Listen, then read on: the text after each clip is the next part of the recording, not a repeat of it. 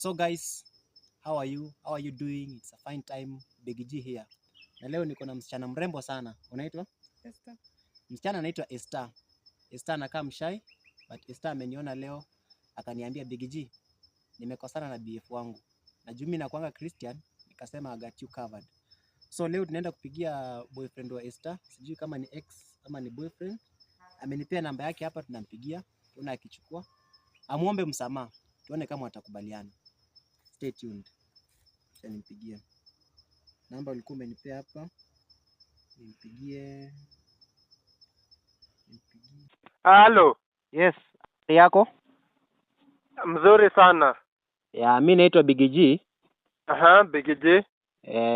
Sijui unaitwa nani? Esther.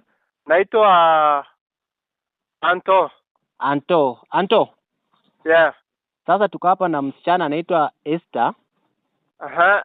Ananiambia ulikuwa boyfriend. Unajua Esther kwanza kabla niendelee?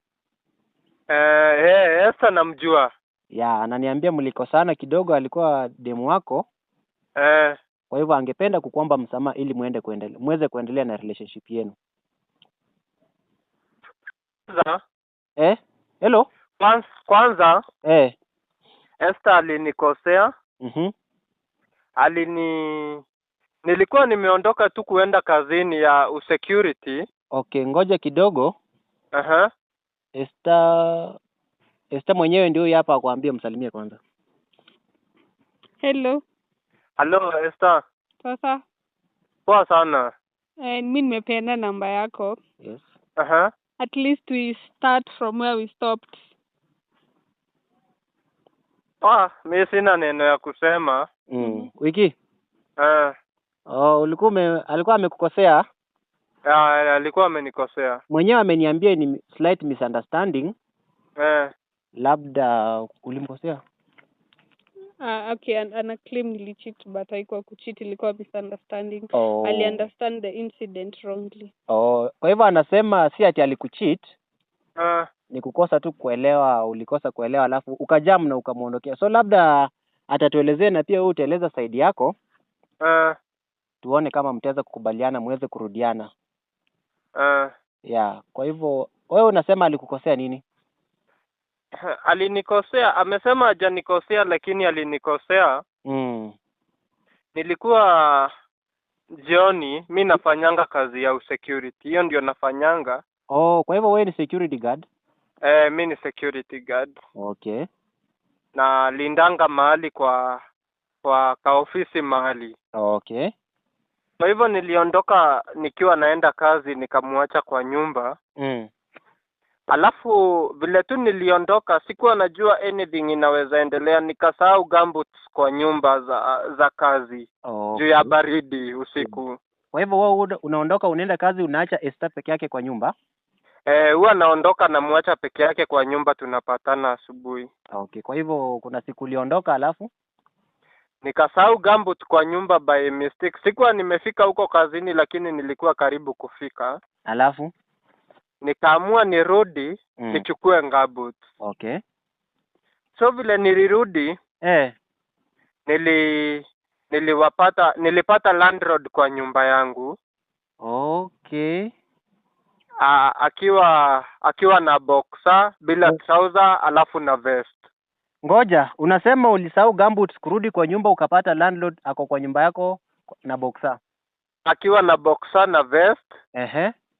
So vile niliuliza Esther, akaniambia landlord alikuwa anamfikisia bulb. So nikashindwa kwani anamfikisia bulb na boxer na vest. Okay, ngoja Esther mwenyewe atueleze. Esther. Ni ukweli landlord alikuwa kwa nyumba? Ilikuwa kitu saa ngapi hivi? Ilikuwa around 6 jioni hivi, saa 1 ikielekea. Saa 1 landlord alikuwa kwa nyumba yako? Ni ukweli alikuwa, but hakuna kitu ilikuwa inaendelea. Hakuna kitu ilikuwa ina happen. Unaona vile ananiachanga, sheria bulb iliharibika. Okay. So the one nili scream na landlord came to my rescue juu anaishi hapo tu chini. So alini misunderstand wrongly. Okay. Abraham, unasikia anaeleza hivi landlord alikuwa anakuja kumtengenezea bulb hapo juu. Kwani landlord anatengeneza bulb na boxer na vest? Sasa vile nilimuita hivyo ndio alitoka. Okay. Na boxer. Kwa hivyo alikuwa Ni kama maybe alikuwa amelala ama alikuwa amerest. So vile niliscream, he came running akiwa hivyo. Yeah, kwa hivyo inasemekana landlord alikuwa amekuja vile yako, alikuwa amelala, so vile Esther alimuita alikuja hivyo na manguo akiwa hana nguo. Hapana. Wewe Esther, kweli landlord alikuwa anakubadilishia bulb na boxer na vest Hapo hata kwa bedroom, hata sio table room, kwa bedroom. Nakosa kuelewa hapo Esther. Hiyo bulb vile iliharibika, ili blast, so nika scream akakuja running.